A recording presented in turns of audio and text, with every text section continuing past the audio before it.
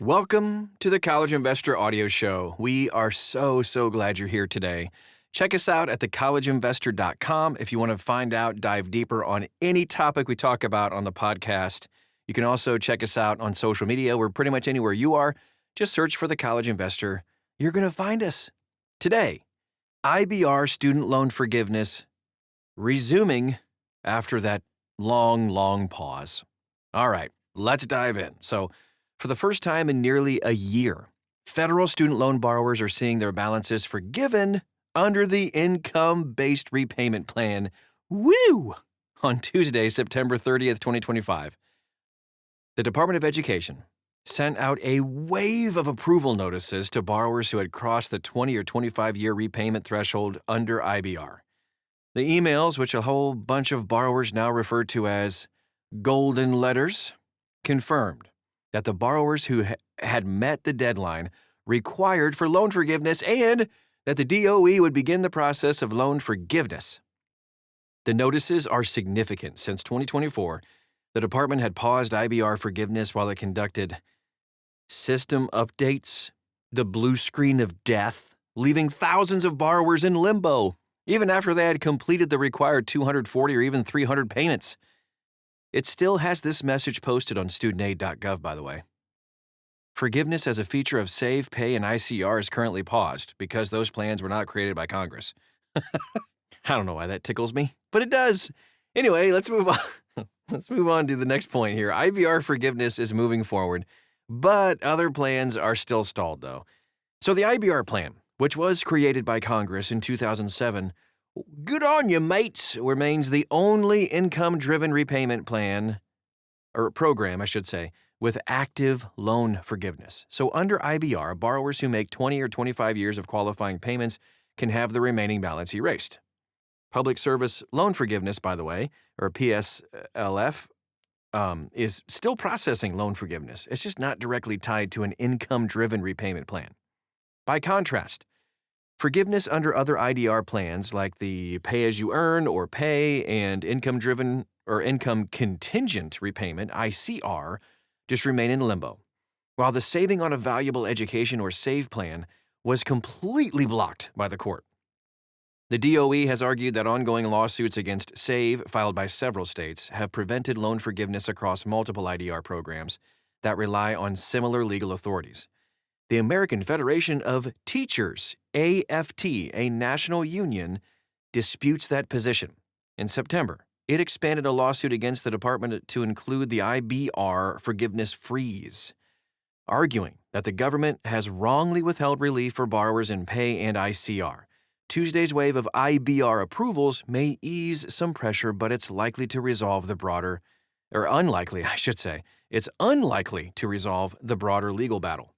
Regardless, it was a welcome message ahead of the government shutdown thingy. Here's the borrower impact you need to be aware of.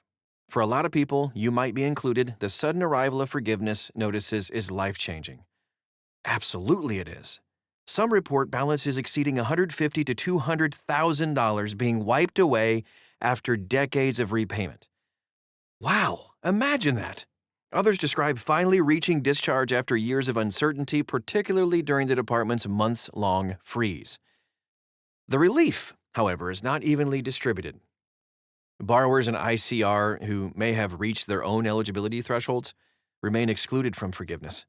Borrowers in pay will never receive loan forgiveness under pay, since the 20-year plan exceeds the sunset date of June 30th, 2028.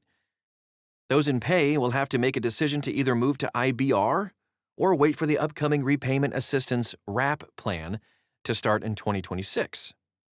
Here's what borrowers can expect next. If you're in this group, while the approval emails do mark a breakthrough, actual debt cancellation is not immediate. Borrowers are given an opt-out period to decline forgiveness if they choose to, often because of potential state tax liabilities.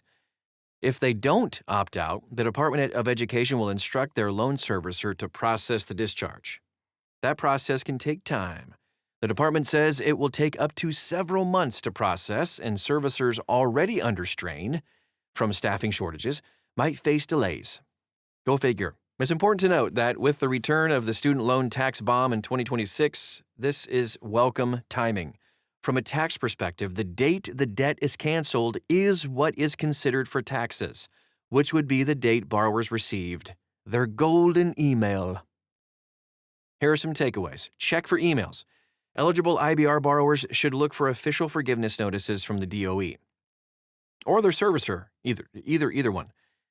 Understand the opt-out. Borrowers who want to avoid possible state tax bills can decline forgiveness, though they would then remain responsible for repayment. This is just not recommended. I know the tax bill might be big, but it's going to be a lot less than actually paying the loan. Prepare for timing delays. Discharges may not appear immediately in loan accounts and could take several months to finalize. And stay alert, because there's all kinds of updates a-coming. Borrowers in Save, Pay, and ICR should ensure their information is updated and stay alert for potential updates from the DOE. We'll always keep a pulse on this information for you as well. But for now, the restart of IBR loan forgiveness represents the first tangible progress in a whole bunch of months for long-term borrowers, and a sign that at least one pathway to relief is moving forward again. Yeah! And that is our show for today. If you want to dive deeper on all this stuff, get up to date on all the legal things going on too, thecollegeinvestor.com is where you go. Also, ask us any question at all. We'd love to get to know you better and help you along in your journey. At The College Investor, search those words. You'll find us pretty much wherever you are. Thanks again for stopping by today, and we'll talk to you again real soon.